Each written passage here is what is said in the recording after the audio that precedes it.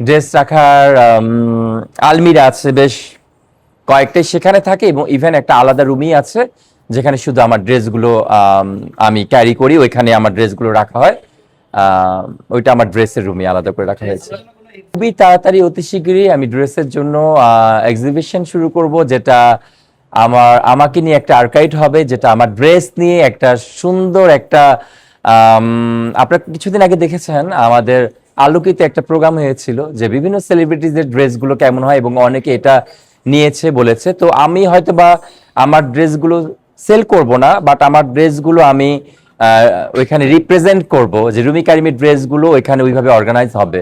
So এটা তো অবশ্যই হবে। ইভেন এটা আমাকে দেশের বাইরে থেকে অনেকে বলছে যে নেক্সট টাইমে তুমি দেশের বাইরে আসলে তোমার সমস্ত যতটুকু পারো ড্রেস আনার জন্য বলছে, যে ওইখানেও তারা একটা এক্সিবিশন করতে চাচ্ছে একটা প্রোগ্রামের জন্য।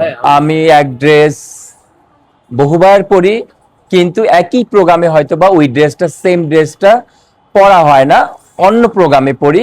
বিকজ অনেকগুলো ক্যামেরা দেখা যায় কি ওই ড্রেসটা ঘিরে আমাকে ধরে, তো ওইটা যখন ট্রেন্ডিং এ থাকে তখন দেখা যায় নেক্সট পাশাপাশি আরেকটা প্রোগ্রামে ওইটা আর পড়া হয় না। তো ওইটাকে আমি আবার রিপিট করি, তো অনেক টাইম নিয়ে দেখা গেল যে আফটার 1 ইয়ার বা আফটার 6 মান্থ, দেন অবশ্যই রিপিট করি। আমার মধ্যে ওরকম ইয়ে নাই যে এক পোশাক দিতে পারবো না, কারণ আমার প্রত্যেকটা পোশাক আমি আমার সন্তানের মতো আমি এত ভালোবাসি। আপনারা জানেন আমার বাসায় এত মানে আমার আত্মীয় স্বজন যারা আছে বা আমার ফ্রেন্ডসরা যারা আছে তাদের টাকার অভাব নাই, অনেক রিচ তারা, কিন্তু তারা এসেও আমাকে বলে যে রুমি প্লিজ তোমার যদি কোনো পুরনো ড্রেস থাকে আমাকে দিও। মানে তারা কয়েকটা শোরুম কিনতে পারবে, কিন্তু তারা এসে বলে তোমার পুরনো ড্রেস থাকলেও আমাকে দিও।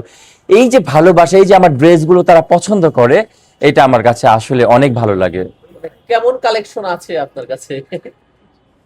আই হ্যাভ লটস অফ, আলহামদুলিল্লাহ, বাট বলতে চাই না। আমার একটা পুরনো ডায়লগ আছে, আনকাউন্টেবল বলে দিলাম। Signature dialogue. Signature dialogue. আচ্ছা, আমার আসলে যেহেতু আমি একজন ইন্টেরিয়র পাশাপাশি একজন ফ্যাশন ডিজাইনারও, সেহেতু যেহেতু আমি দেশ বিদেশেই আমি ইন্টারন্যাশনালি কাজ করছি, আপনারা সবাই জানেন। তো দেখা যায় আমি দেশের বাইরে গেলেও কিন্তু বিভিন্ন ড্রেস পারচেজ করে আনি, যেটা এখানে আমি আমার নিজের থিম দিয়ে ওই ড্রেসটাকে নিজে রিপ্রেজেন্ট করি বা রিক্রিয়েট করি। আর আমার নিজস্ব ডিজাইন করা তো বাংলাদেশে হচ্ছে, এটার জন্য আমার আলাদা ওয়ার্কারই আছে যারা শুধু আমার ড্রেসগুলি করে। আমার জুতো থেকে শুরু করে আমার জুতোর ওয়ার্কার আছে আলাদা যারা শুধু আমার জুতোর ডিজাইনই করে। আমার ড্রেসের ডিজাইনার, আমি যে যখন ড্রেসগুলো করি তখন সেটার আলাদা আমার ওয়ার্কার আছে, তারা করে।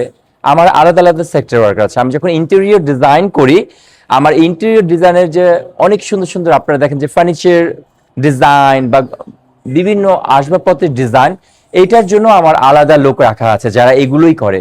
তো প্রতিটি সেক্টরে আমরা আলাদা আলাদা করে আমি মানুষ রেখেছি, যেন মানুষগুলো সুন্দর মতো তারা কাজ করে, এবং এবং আমার ডিজাইনগুলো তারা বুঝতে পারে, তাদেরকে আমি এইভাবে গড়েছি। আর ড্রেস রাখার যেটা বললেন, আসলে আমার